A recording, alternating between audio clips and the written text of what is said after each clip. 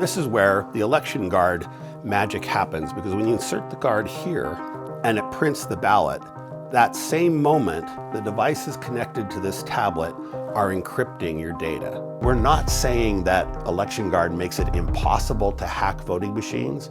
We're saying it makes it pointless to hack voting machines. We're right outside the town hall for the town of Fulton, Wisconsin. Fulton doesn't have a bank, a post office, or even a grocery store.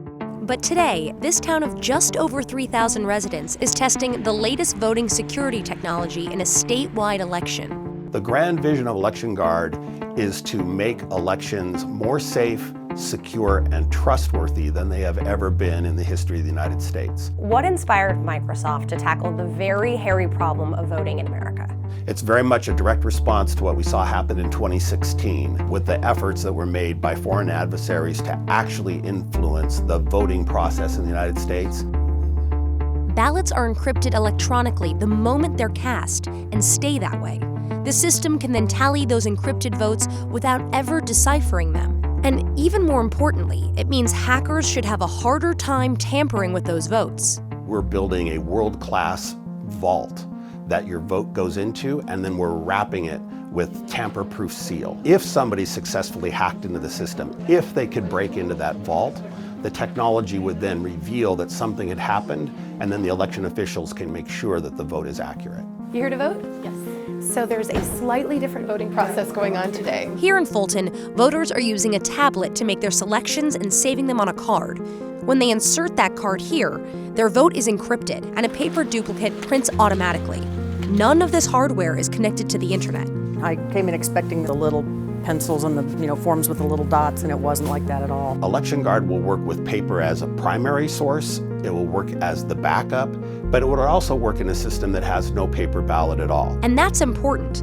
There are more than 10,000 election jurisdictions in the United States and no universal voting system. Here in Wisconsin, each of our 1,850 cities, towns, and villages run their own elections, and so cost is a huge factor.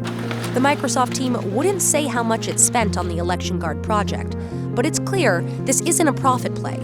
Anyone can download the open source software for free. It's absolutely core to our democracy that people know that when they vote, their vote counts. A recent Gallup poll found that 59% of Americans lack confidence in the honesty of U.S. elections.